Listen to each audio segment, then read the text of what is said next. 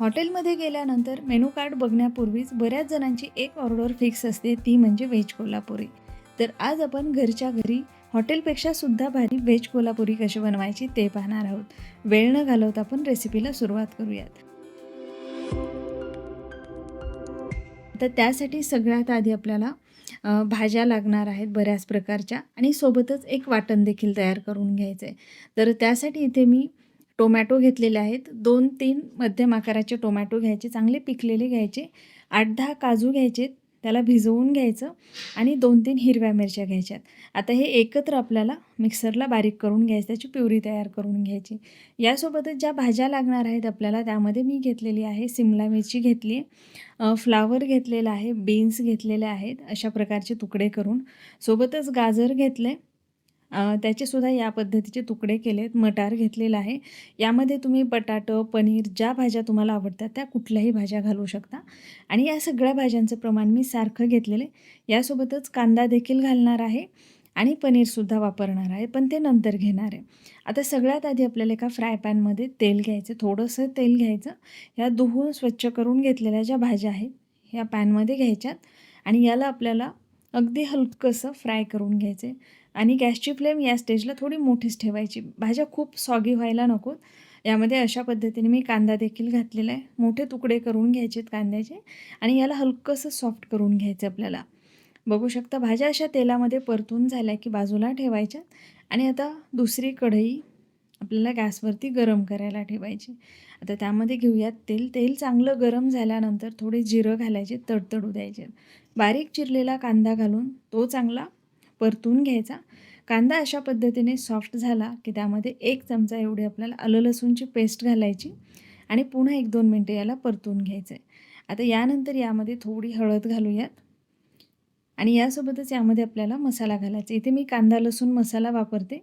हा तिखट आहे त्यामुळे यामध्ये मी पुन्हा लाल मिरची पावडर घातलेली नाही, फक्त हा मसालाच घातला आहे. हा कांदा लसूण मसाला घालून याला परतून घ्यायचा आणि मसाला जळू नये म्हणून थोडंसं पाणी घालायचं, म्हणजे मसालाही व्यवस्थित परतला जातो आणि जळतही नाही.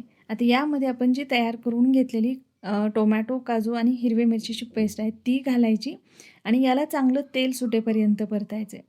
तेल सुटायला लागल्यानंतर यामध्ये मी 1 कांदा आणि थोडंसं खोबरं या पद्धतीने भाजून घेतलं आणि थोडंसं पाणी त्यामध्ये घालून असं वाटण तयार करून घेतले आणि ते घातलं. आता हे सगळं चांगलं आपल्याला परतून घ्यायचं. यामध्ये गरजेप्रमाणे थोडं थोडं पाणी घालायचं आणि याला चांगलं तेल सुटेपर्यंत परतून घ्यायचं आहे.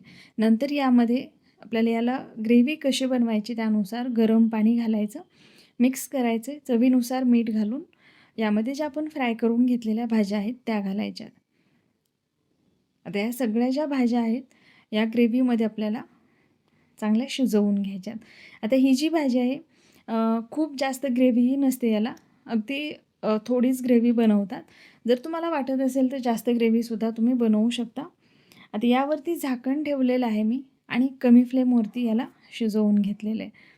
आता गॅसची फ्लेम कमीच ठेवायची आपल्याला या स्टेजला. एकदा ढवळून घ्यायचं आणि पुन्हा यावरती झाकण ठेवून छान याला शिजवून घ्यायचं आहे. पण आता या स्टेजला आल्यानंतर यामध्ये मी पनीर घातले. पनीर जर तुम्ही सुरुवातीलाच घातलं तर पनीर चिवट होतं, त्यामुळे पनीर सगळ्यात शेवटी घालायचं आणि पनीर घालून खूप जास्त याला शिजवायचं नाही. सोबतच मी कसुरी मेथी देखील घातली. मिक्स करून घेतलं आहे. पुन्हा झाकण ठेवून फक्त 5 मिनटं मी याला शिजवून घेणार आहे. बघू शकता आता हे छान झालेलं, मस्त तेल सुटायला लागलेलं आहे आणि सगळ्या भाज्यासुद्धा छान शिजल्या गेलेल्या आहेत. आता गॅसची फ्लेम मी बंद केली. वरतून फक्त बारीक चिरलेली कोथिंबीर घातलेली आहे आणि तुम्ही बघू शकता इथे एकदम मस्त हॉटेलपेक्षा सुद्धा भारी आपलं व्हेज कोल्हापुरी इथे तयार झालेलं आहे. तर हे पराठ्यासोबत, नानसोबत एकदम मस्त लागतं. नक्की करून पहा. रेसिपी तुम्हाला कशी वाटली हे मला कमेंट करून सांगायला विसरू नका. चॅनलवरती नवीन असाल तर चॅनलला नक्की सबस्क्राईब करा.